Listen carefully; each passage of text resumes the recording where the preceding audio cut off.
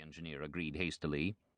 He touched a burn on the shuttle's scarred surface, perhaps fascinated by the violence it silently witnessed, for he added, "a.k.a. Orbital mainly services merchant vessels. A mercenary fleet is something a bit unusual in this part of the wormhole nexus. Why did you come to us?" "You were the lowest bidder." "Oh, not a.k.a. Corporation. Earth. I was wondering why you came to Earth. We're rather off the main trade routes, except for the tourists and historians. Peaceful." He wonders if we have a contract here, Miles realized. Here on a planet of 9 billion souls whose combined military forces would make pocket change of the Dendarii's 5,000. Right. He thinks I'm out to make trouble on old Mother Earth, or that I'd break security and tell him even if I was. "Peaceful, precisely," Miles said smoothly. "The Dendarii are in need of rest and refitting. A peaceful planet off the main Nexus channels is just what the doctor ordered."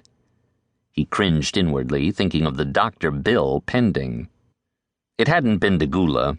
The rescue operation had been a tactical triumph, a military miracle almost.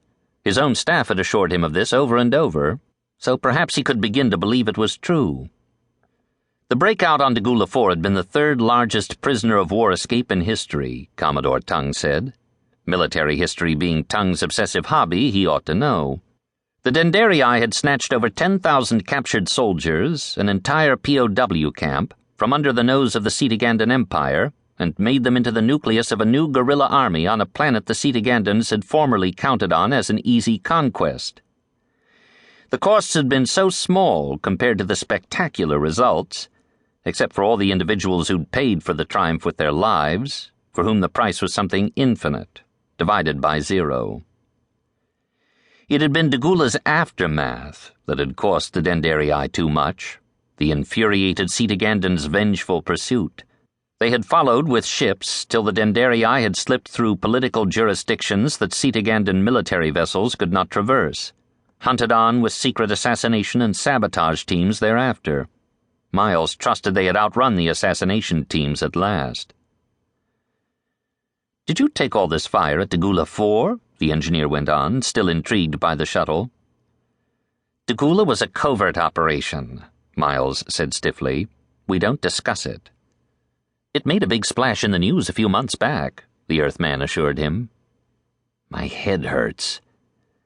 Miles pressed his palm to his forehead, crossed his arms, and rested his chin in his hand, twitching a smile at the engineer. "Wonderful," he muttered. Commander Quinn winced.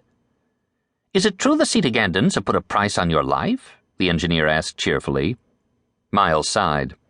"Yes." "Oh," said the engineer. I'd thought that was just a story." He moved away just slightly, as if embarrassed, or as if the air of morbid violence clinging to the mercenary were a contagion that could somehow rub off on him if he got too close. He just might be right. He cleared his throat. "Now, about the payment schedule for the design modifications, what had you in mind?" "Cash on delivery," said Miles promptly. "Acceptance to follow my engineering staff's inspection and approval of the completed work. Those were the terms of your bid, I believe." Yes, The Earthman tore his attention away from the machinery itself.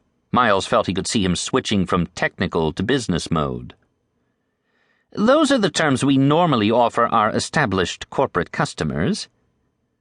The Dendarii Free Mercenary Fleet is an established corporation, registered out of Jackson's Hole." Yes, but how shall I put this? The most exotic risk our normal customers usually run is bankruptcy, for which we have assorted legal protections. Your mercenary fleet is, He's wondering how to collect payment from a corpse, Miles thought. "A lot riskier," the engineer finished candidly. He shrugged an apology. An honest man, at least. "We shall not raise our recorded bid, but I'm afraid we're going to have to ask for payment up front." "As long as we're down to trading insults." "But that gives us no protection against shoddy workmanship," said Miles. "You can sue," remarked the engineer, "just like anybody else." "I can blow your—" Miles's fingers drummed against his trouser seam where no holster was tied.